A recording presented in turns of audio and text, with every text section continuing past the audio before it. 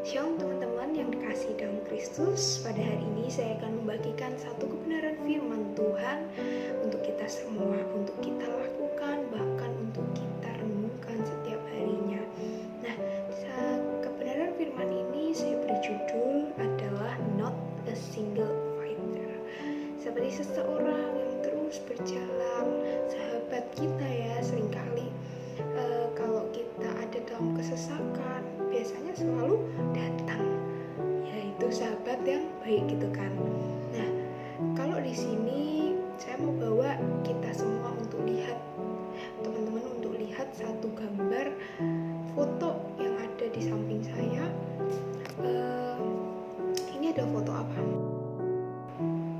Foto dari seseorang ya yang lagi dipapah oleh seorang ayah. Namanya adalah ya Derek Redmond. Nah, dia adalah seorang pelari.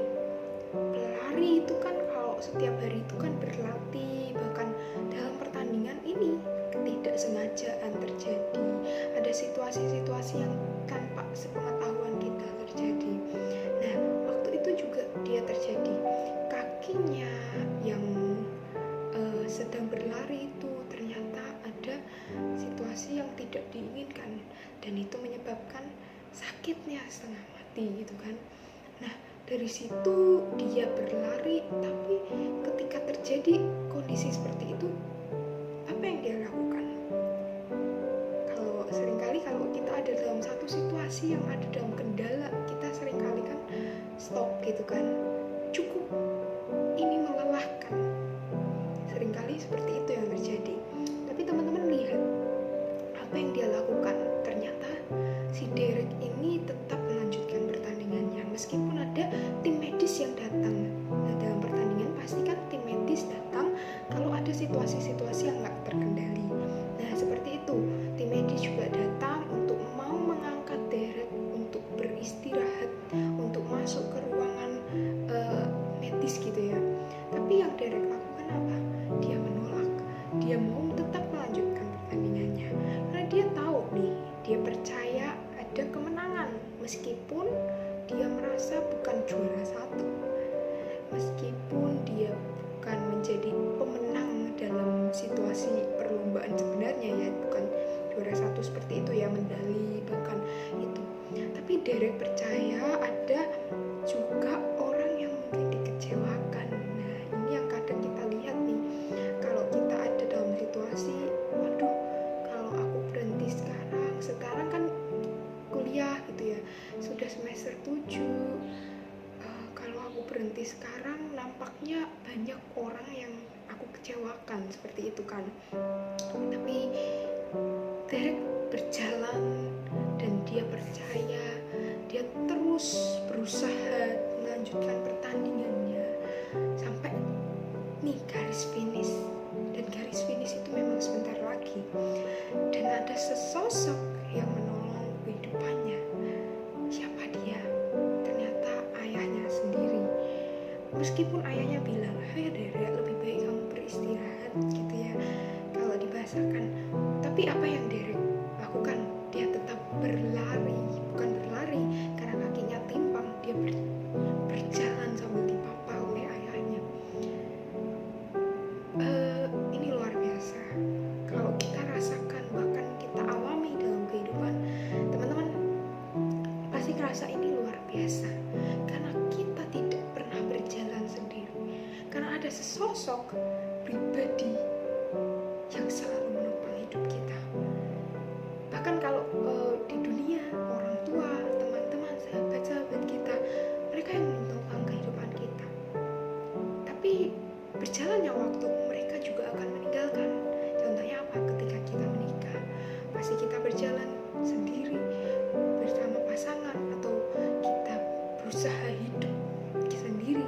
Orang tua kita juga punya waktu di mana Tuhan panggil. Tapi ada sosok yang selalu menopang, selalu ada dalam kehidupan kita. Ya, siapa? Yesus Kristus. Nah, hari ini kita mau belajar satu kebenaran firman. Kita mau buka sama-sama di dalam 1 Yohanes 5 ayat yang pertama dan kelima. Nah,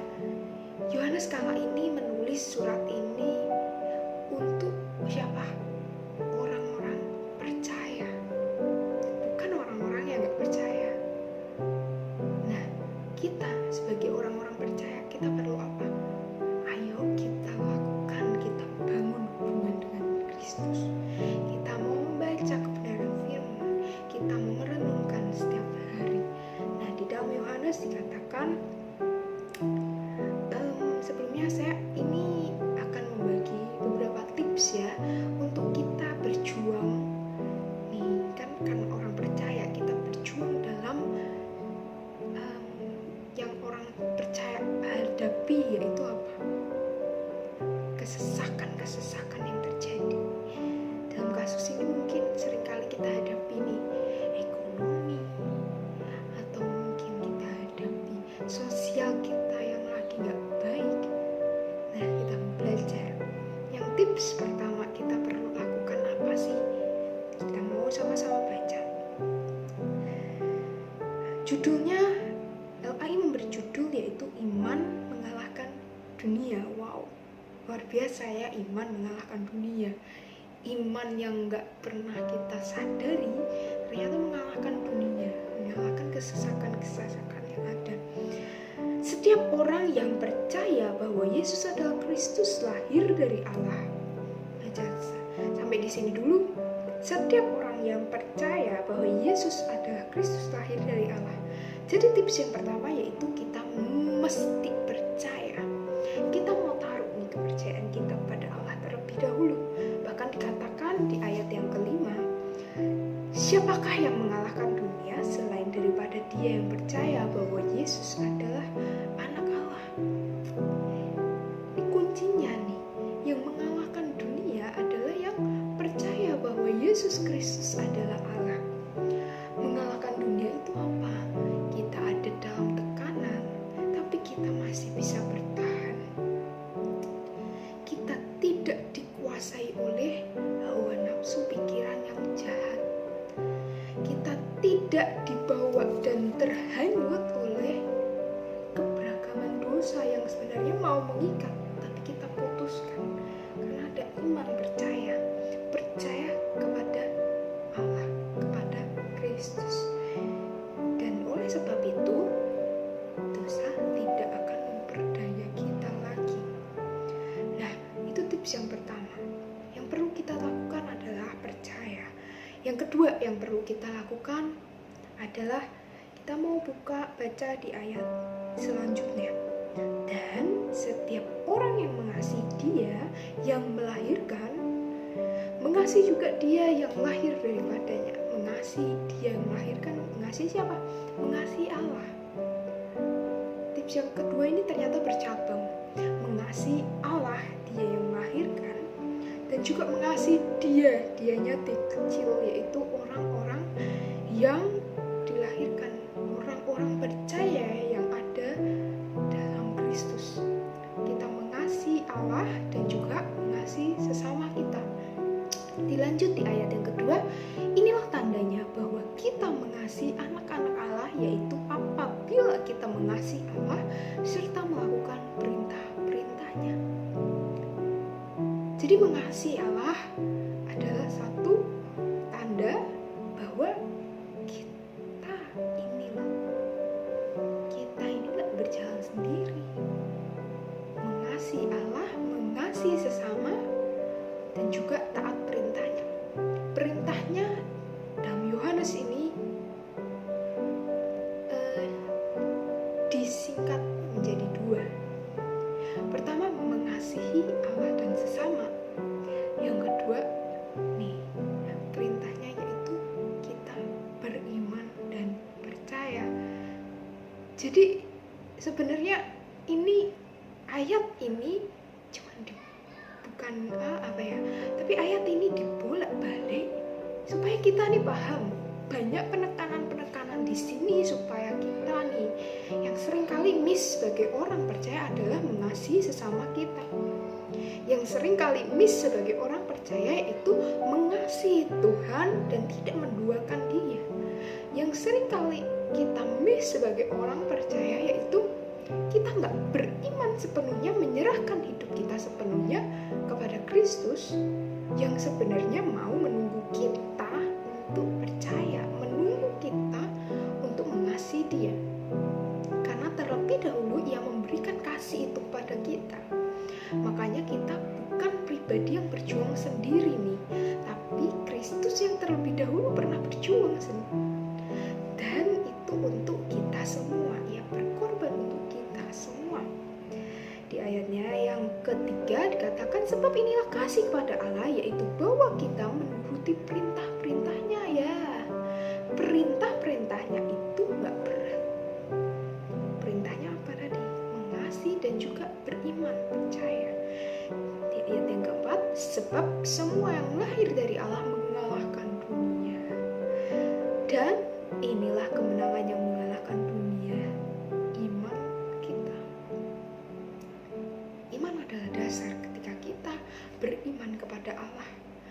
Ia yang akan memampukan kita untuk kita percaya, yang pertama. Dan juga ia memampukan kita untuk kita terus-menerus mengasihi Dia dan juga mengasihi sesama. Maka dari itu, saya ajak kita semua, teman-teman yang ada, kita mau terus beriman 3 tips tadi. Percaya, mengasihi Allah dan mengasihi sesama. Saya ajak untuk beriman kepada Allah sehingga Ia memampukan kita untuk berjalan, bukan fighting sendiri, tapi Ia yang memampukan kita nih fighting together with God and Holy Spirit. We can through whole team. Kita bisa melewati segala tantangan, mengalahkan dunia, mengalahkan kesesakan-kesesakan yang ada. Taat perintahnya itu kita pelihara terus. Dikata Theo, Tere, kita menjaga perintahnya terus setiap waktu. Itu yang akan memampukan kita semua untuk tidak kalah dalam pertarungan iman kita, untuk kita tidak menyelesaikan garis finish dengan sebaik-baiknya, tapi kita menyelesaikan garis finish kita dengan yang terbaik. Kita mau selesaikan garis finish kita dengan iman, percaya, pengharapan, dan kasih kepada Allah dan sesama. Maka kemenangan akan terjadi dalam kehidupan kita. Demikian firman Tuhan hari ini yang dapat saya sampaikan.